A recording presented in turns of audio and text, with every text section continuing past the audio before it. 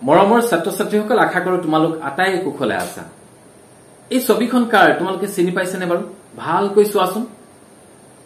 নিশ্চয় চিনি পাইছা কাৰণ তোমালোকৰ মাজত এওক চিনি নোপোৱা কোনোবা আছে বুলি মই অন্তত ভবা নাই নামটো মনত নপৰিব পাৰে হেয়া বেলেগ কথা গতিকে মই মনত পেলাই দিছো এয়া হৈছে আমাৰ অতিকে মৰমৰ বিখ্যাত জেৰি নামৰ সেই বুদ্ধিয়ক নিগনিটো সেই যে টেলিভিছনৰ টম এণ্ড জেৰি নামৰ কাৰ্টুন সিৰিজটো মনত পৰিছেনে সেই যে টম নামৰ মেকুৰীটো খেদি লৈ ফুৰে অথচ জেৰিক কোনো পধ্যেই ধৰিব নোৱাৰে কেতিয়াবা হয়তো কোনোবা এপাকত টমে জেৰিক থাপ মাৰি ধৰি পেলায় কিন্তু জেৰি ইমানেই বুদ্ধিয়ক ইমানেই কৌশলী যে কিবা নহয় কিবা এটা বুদ্ধি কৰিহি টমৰ হাতৰ পৰা ঘপকৰে পলাই গুচি যায় এতিয়া নিশ্চয় তোমালোকৰ জেৰিক মনত পৰিছে নহয়নে বাৰু আজি পিছে এই ভিডিঅ'টোত মই তোমালোকক জেৰিৰ বিষয়ে ক'বলৈ লোৱা নাই মই ক'বলৈ লৈছো অসমৰে অন্য এটা নিগনিৰ বিষয়ে যিটো নিগনি ঠিক জেৰিৰ দৰে বুদ্ধিয়ক সাহসী আৰু অত্যন্ত জ্ঞানীও আটাইতকৈ ডাঙৰ কথাটো হ'ল যে অন্যায় একেবাৰে সহিব নোৱাৰে অসমৰ এই কঁঠালগুটীয়া নিগনিটোৱে পিছে কিনো নাম তাৰ তোমালোকৰ বহুতেই হয়তো শুনিছাই তাৰ নাম ইতিমধ্যে বা বহুতেই হয়তো তাক লগো পাইছা গতিকে যিসকলে লগ পোৱা নাই তেওঁলোকক কৈছো চিচিং তাৰ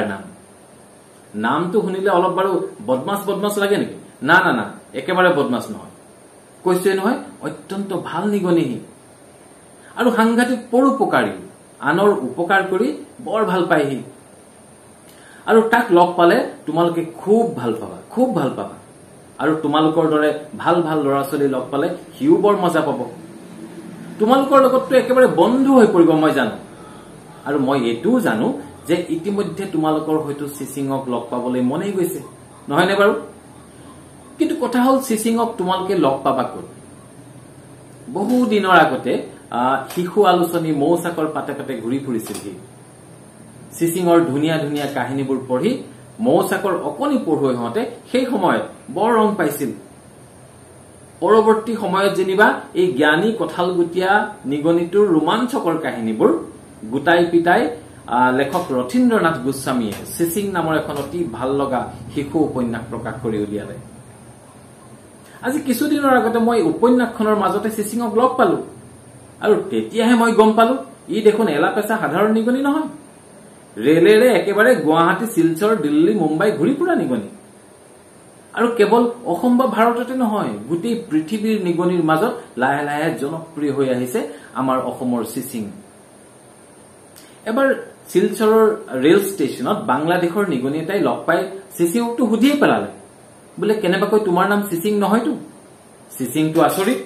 আৰে বাংলাদেশৰ নিগনিটোৱে তাক আকৌ কেনেকে চিনি পালে আচল কথাটো হ'ল চিচিঙে খুব কিতাপ পত্ৰ পঢ়ে গতিকে দিনক দিনে তাৰ জ্ঞান বুদ্ধি বৃদ্ধি পাইছে আৰু জ্ঞান বুদ্ধি বৃদ্ধি পালেতো দেখে বেদেখে চিনি পাবই নাপাবনে বাৰু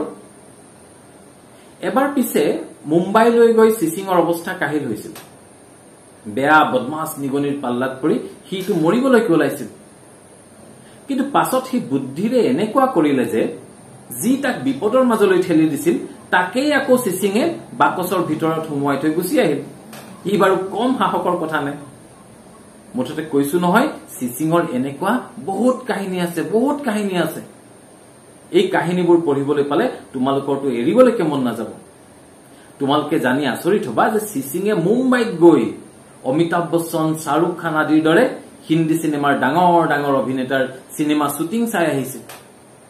তোমালোকৰে কি জানি বহুতৰে সেই সৌভাগ্য হোৱা নাই আজিলৈকে মই বাৰু মিছা কৈছোনে আচল কথা হ'ল চিচিঙৰ কথা যিমান কৈ থাকিলেও শেষ নহয় তথাপি শেষত চিচিঙৰ এটা কথা ক'বলৈ মোৰ বৰকৈ মন গৈছে চিচিঙৰ দুঃসাহসিকতাৰ কথা সি যেতিয়া কিছুদিন গুৱাহাটীৰ ৰেল ষ্টেচনত আছিল তেতিয়া সি প্ৰায়ে দেখে যে চোৰ কিছুমানে দল বান্ধি যাত্ৰীবিলাকক বৰ হাৰাশাস্তি কৰে সিহঁতে ৰেলেৰে চোৰাং সামগ্ৰী কিছুমান ইঠাইৰ পৰা সিঠাইলৈ সৰবৰাহ কৰে সেয়েহে এবাৰ সি খুব সুন্দৰভাৱে পৰিকল্পনা কৰি খুব বুদ্ধিৰে লগৰীয়া নিগনি কিছুমানৰ সহায়ত বিয়াগম চোৰৰ দল এটাক পুলিচৰ হাতত ধৰাই দিছিল আমাৰ বাৰু সেই সাহস হবনে সঁচাকৈ কোৱাচোন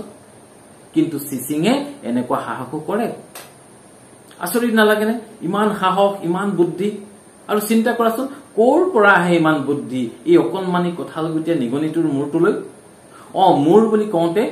মনত পৰিল আন এটা কথা, তোমালোকক কবলৈকে পাহৰিছিলো। এই চিচিং বোলা নিগনিটো সাধাৰণতে আমি দেখি থকা নিগনিবোৰৰ মাজৰে এটা, যদিও ই এফালৰ পৰা চাবলৈ গ'লে অলপ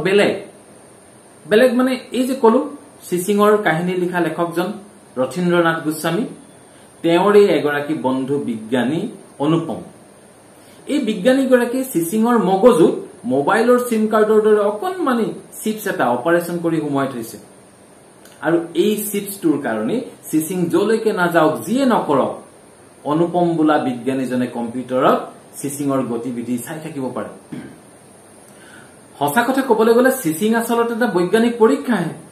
যিকোনো প্ৰাণীৰ দেহত এনেকুৱা এটা চিপছ সুমুৱাই দি প্ৰাণীটোক নিয়ন্ত্ৰণ কৰিব পাৰি নে নোৱাৰি তাকে পৰীক্ষা কৰি চোৱা হৈছে চিচিঙৰ জৰিয়তে।